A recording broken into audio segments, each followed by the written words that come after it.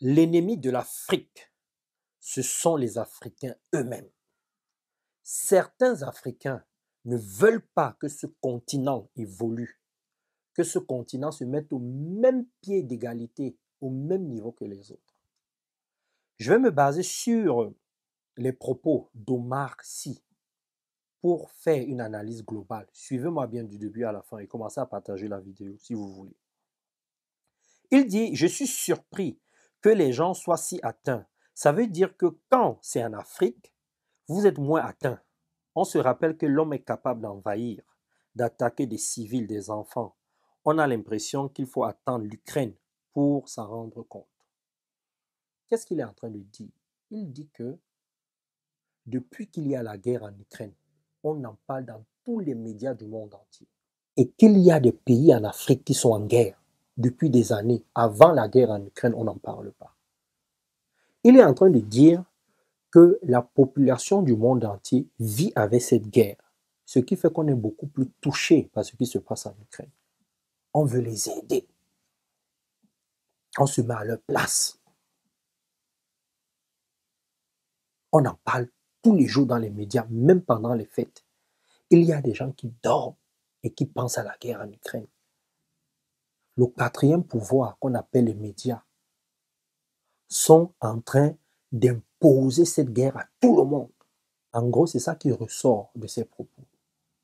Et ça a créé une polémique. Le Parisien en a fait un buzz. Et certaines personnes ont été choquées. Ce qu'on peut comprendre. Mais moi, ce n'est pas ce qui me dérange. Je vais vous dire ce qui me dérange. C'est l'Afrique.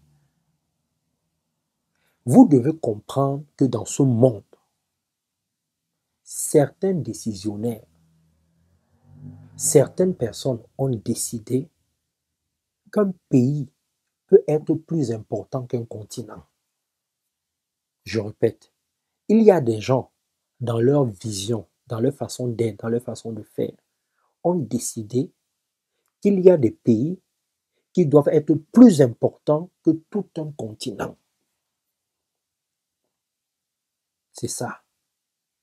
Ça veut dire que quoi? Ça veut dire que si chaque pays ne se bat pas pour se donner de la valeur, sur le plan économique, social, spirituel, culturel, émotionnel, comportemental, c'est mort. On ne va pas vous regarder.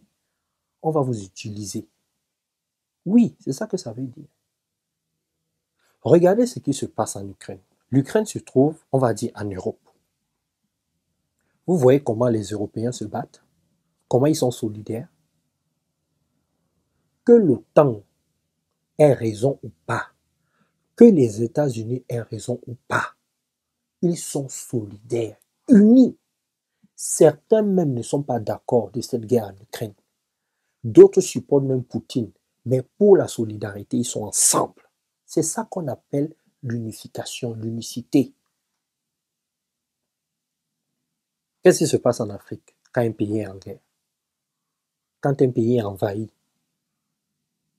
par un pays impérialiste, qu'est-ce qui se passe en Afrique? On ne laisse pas ce pays seul. C'est ça qui se passe. On n'est pas solidaire en Afrique. Les Africains ne sont pas solidaires. C'est dans les mots. Dans les actions, on ne voit rien. C'est pour ça que je vous dis que l'ennemi de l'Afrique sont les Africains eux-mêmes. Comment voulez-vous qu'on considère certains pays en Afrique si les Africains ne sont pas solidaires? Regardez en Europe, regardez comment ils sont solidaires. Regardez comment ils sont solidaires. Ils parlent d'une seule voix.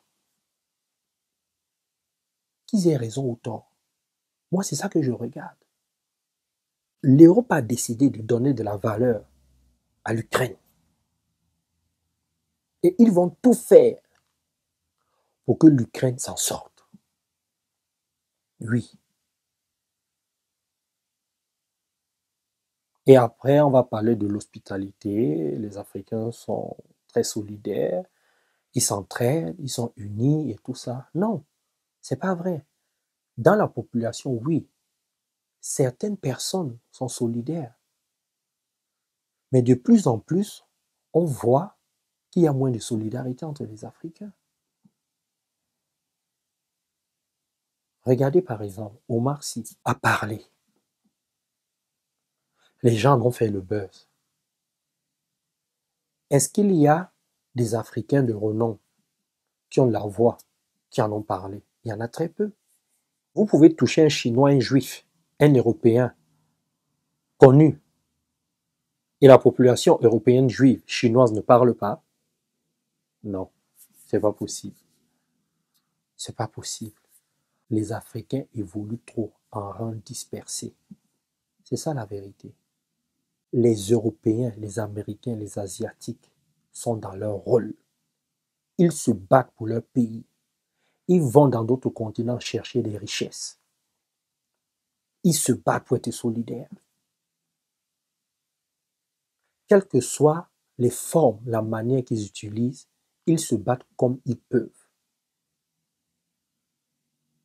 C'est ça qu'ils font. Ils sont unis. C'est normal qu'ils viennent en Afrique chercher les richesses, qu'ils cherchent à nous diviser. C'est normal.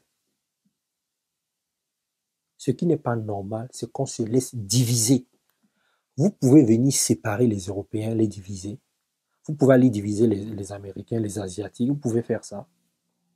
Regardez comment Poutine est en train de se battre. Il dit qu'il ne veut pas qu'on sépare l'Ukraine de la Russie. Il veut que ça reste un seul pays. Il est en train de se battre pour ça.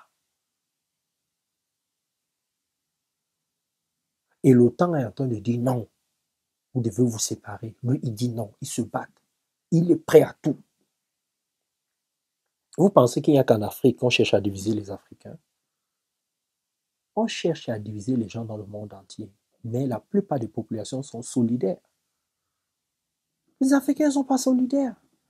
Dès qu'on vient, on veut nous diviser, on nous donne un peu d'argent, on place certaines personnes au pouvoir, on fait un petit scénario comme ça, là ça marche. On est faible d'esprit. C'est pour ça que je vous dis que le secret de l'Afrique aujourd'hui, pour s'en sortir, c'est l'intelligence émotionnelle et relationnelle.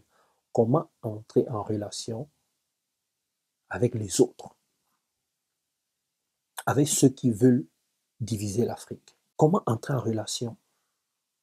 Comment s'affirmer et pas se positionner en victime? Vous ne voyez pas ce qui se passe entre Taïwan et la Chine?